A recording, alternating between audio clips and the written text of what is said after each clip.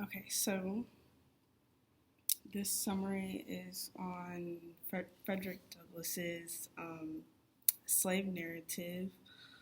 Um, Obviously, the genre is a narrative. It was written by him, and basically he just wrote about his experience being a slave and what he went through, and just basically his experience and seeing other slaves as well.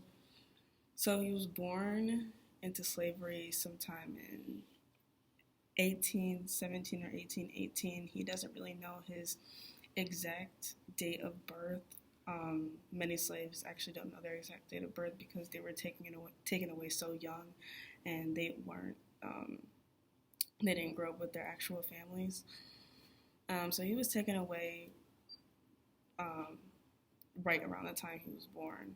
I think he was only 1 year old.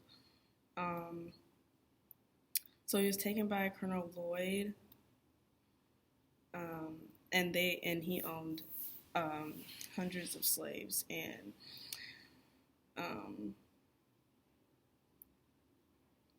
it was just hard for him. And his mother, he only got to see her not much during his slavery time, and when she died, he didn't know about it until way later into his life. And he was separated from his siblings. I think he had a brother and sister, so they were separated. Um, yeah, he didn't really have freedom as slaves. They didn't really have basic human rights um, because they were just owned by their masters. And so, a little bit more into the story. So, the slaves, they were basically illiterate. They didn't know how to read or write because they were never taught. They just were taught how to, just do their jobs on the plantation. So, about, I think, chapter 5, 6, or 7, somewhere in there in the middle of the story, Frederick Douglass had learned that he was being moved to Baltimore to live with a white family. And so when he learned this, he felt joy because he felt like he wasn't really leaving anything behind because he didn't really have a family. Like, his mom died and he was separated from his siblings. So, and the life he was living, it was just bad and as a slave. So he felt like he wasn't really leaving anything behind. So, yeah, he was moving to Baltimore with his family, with the Auld family. Um, when he moved here, it was some sort of more freedom that he had. Um, I guess I don't think he had to work as much, and I think he just got like more care in a way. So the Auld family, when he moved there, Sophia Auld, he had taught Douglass how to read. He had been teaching him how to read and giving him like some sort of education while he was there. But that was Hugh's wife, Sophia and Hugh. And Hugh had learned that he was learning how to read and write and stuff. And he didn't like that because he felt like slaves shouldn't be able to learn how to do any of that stuff. So in Baltimore, Douglass, he had began to teach himself how to read along with some other slaves that were taken. Um, so he was serving Thomas Auld while he was there. And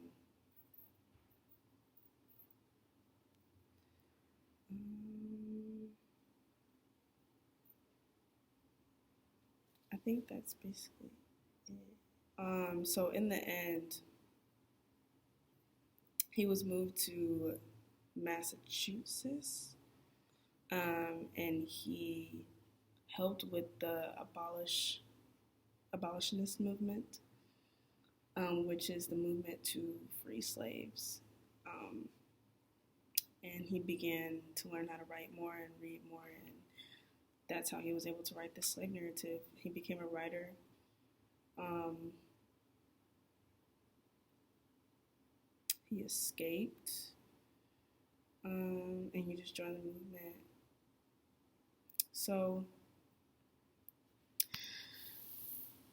I like the story. Obviously, slaves, that was just a bad time, and it still blows my mind to this day that our people were treated like that, and we are just owned by people. We're being sold for simply just not telling the truth or looking at the master. Like, um,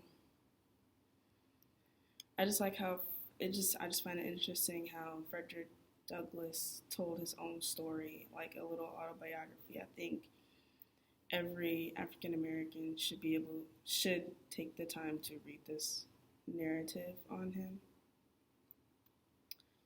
Um, Obviously, I disagree with the idea of slavery. I feel like everybody should. Like, it was just wrong the way that they were treated. Like, they only got like a year's worth of clothes and barely fed, and were beat almost like for no reason most of the time.